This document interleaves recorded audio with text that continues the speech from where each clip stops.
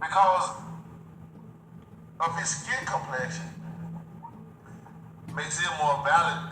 You know, it's disgusting. It's crazy, isn't it? It's disgusting that he's did cocaine, did steroids, publicly said he does prostitutes, and then he goes from mental illness to believing in Jesus Christ. You know what I'm saying? Like, and then came out and said he wasn't mentally ill.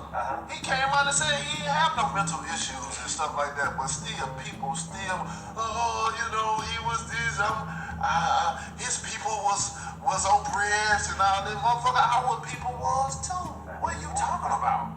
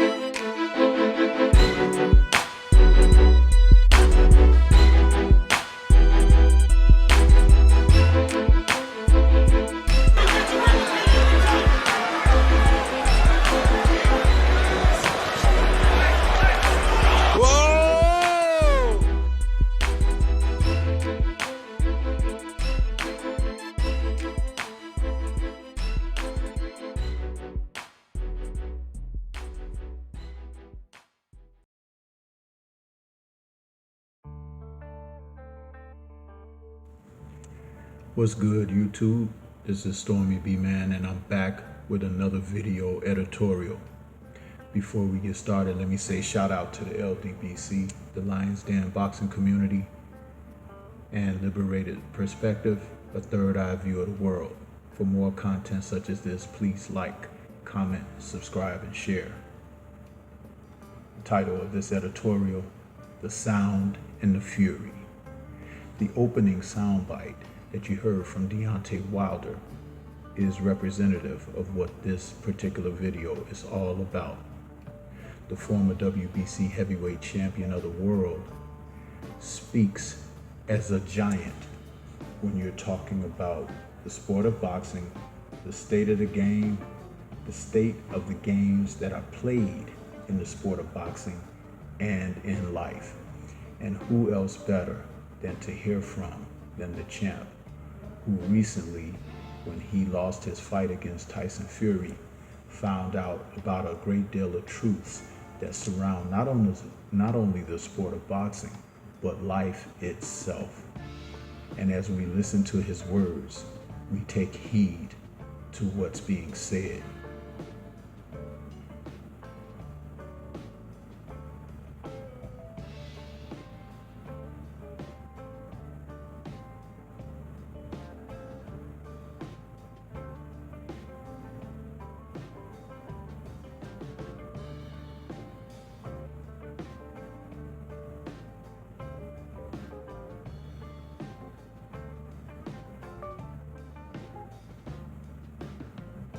Deontay Wilder is a stand-up individual for being able to represent himself, his family, and what his beliefs are, and to gather around the resources of people who support that is real. When he spoke about being on this earth and seeing the condition and the state of man, and that he realizes that he won't be able to be here long enough to do anything about it as the game goes on, but he recognizes that there is a problem. He's not afraid to speak on it. As he enters this rubber match with Fury, he is prepared to go all out and do what is necessary to not only avenge his title defeat, but also avenge and, as he says, get blood for blood in this match. As much as people want to deny it, Deontay was cheated in the first fight, and he was cheated even more so in the second fight. But this time he understands what has to be done.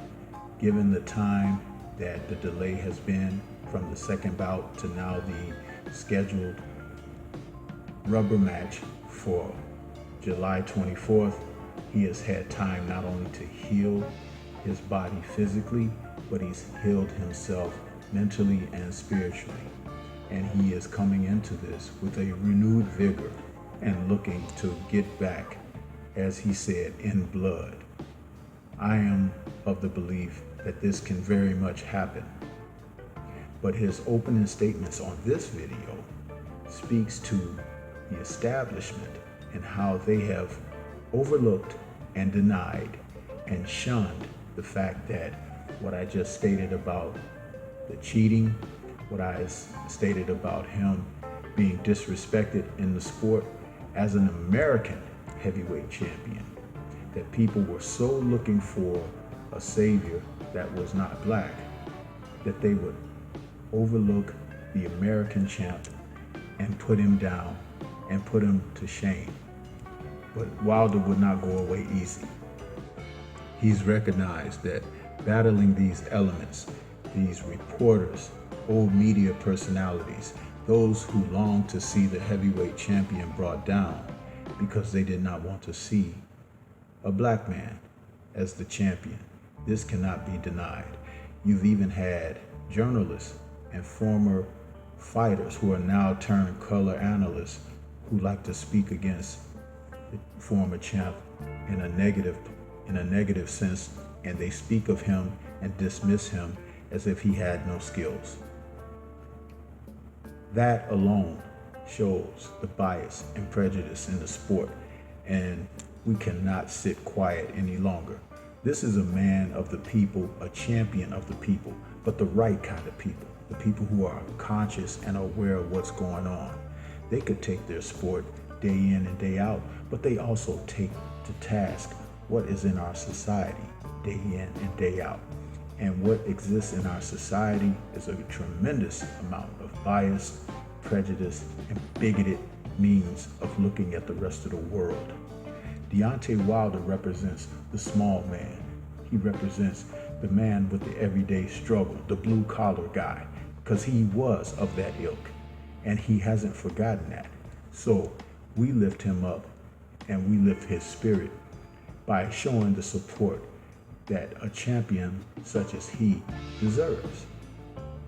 The media upset on Tuesday, the 15th press conference, when he didn't speak because he chose not to, since they decided to turn his words into something inconsequential and at their advantage to ignore the obvious. So he elected to let his fist do the talking on the 24th. And I agree wholeheartedly with that 1000%, because this man should have his opportunity, and now that it has been granted, Tyson Fury, no matter what you say, the antics that you try will not be enough. Showing up at the press conference out of shape, flabby, fat, and disgusting looking with no shirt shows the despicableness of the nation, the world, now that you would accept or even consider embracing someone who has these bipolar issues, who has drug issues, and who has mental issues. It should not go unseen, it should not go unacknowledged, but yet and still you all want to talk about Deontay Wilder being depressed and not being capable of dealing with the defeat that he suffered. More than that, not only has he dealt with these things, but he's going to show the world on the 24th of July how he has turned the corner and turned that around. I would not want to be in Tyson Fury's shoes in this fight. They're already trying to figure out ways to make excuses for him in the event that he loses. But when he does lose, it's only going to be because he has awakened a sleeping giant. Hats off to Deontay Wilder. You're our champion. You're the champion and will be champion again. This is Stormy B-Man.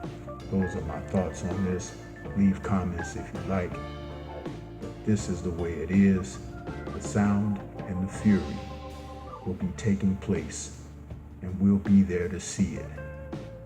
Until the next time we speak, peace. Everyone remain safe.